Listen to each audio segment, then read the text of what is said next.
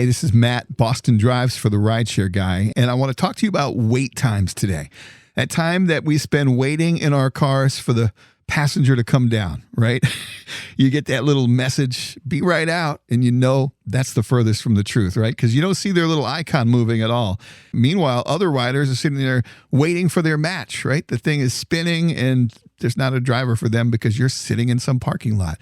And we know that sometimes wait time is unavoidable. We understand things happen at the last minute. But I believe that the system is experiencing some massive inefficiencies as a result of us normalizing 5 to 7 minutes on every pickup, especially on these short rides. You have rides that are 8, 10, 12 minutes.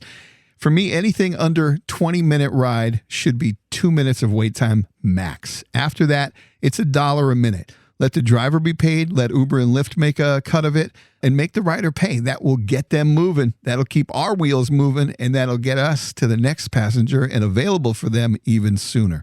So let's look at these rides from this morning. I accepted 9 rides. I only completed 5 of them because 3 passengers canceled on the way, and I had to cancel one that timed out. This was the first one. It increased by 27%. It was 27% longer. I got paid nothing extra for that. This one was 67% longer. It was a 6-minute ride that turned into a 10-minute ride. 4 minutes longer. I got an extra 47 cents.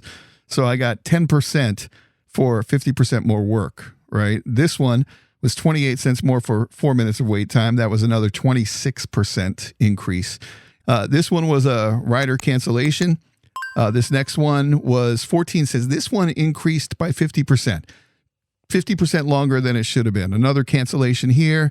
We've got another cancellation. This one was the one that timed out all the way. And this one was a ride switch. I was really close. And that rider probably thought they had 7 minutes or something. And all of a sudden they get a ding. Hey, your driver's pulling in right now. And understandably, she canceled. I get that. Those switcheroos are dumb. Well-intentioned and maybe served a purpose at one time. But now you got to get rid of that switcheroo. And I have it turned off, but I can still be the switched to party. And then this one, this is a 5-star rider. Maybe wait only 1 minute, got in the car with great energy, left the car with great energy, extremely positive person, and tipped well. Listen, if all the riders were like this, drivers aren't going to be complaining. Other riders are going to be waiting fewer minutes, right, for that pickup. And Lyft and Uber are going to be making more money too. So let's cut the wait times down and increase efficiency and profitability across the board. Look, my booked time this morning was 1 hour and 28 minutes. 17 minutes of that was waiting at pickup, and 14 minutes of that was driving somewhere that the ride ended up being canceled. So 19.3% of my booked time was spent waiting. That's time I'm not available for another ride. 14% of my entire shift. And then another 14 minutes of that booked time was spent on rides that ended up not happening. 4 out of 9 rides, almost half, didn't end up happening. That's 16% of my booked time. So the inefficiency is great. It's easily solvable. We just need to do it. What do you think about wait times? Is that one of your pet peeves? What's your policy? Do you split after 2 minutes? And by the way, Uber shared rides, 2 minutes. The riders are almost always out there. And if not, you get to cancel, move on.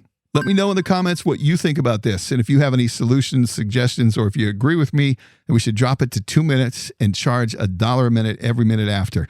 I'm Matt, Boston Drives for the Rideshare Guy, and from the Drivers Coast to Coast X Spaces on Monday nights. Thanks for watching. Stay safe, stay sane, and we'll see you in the next video.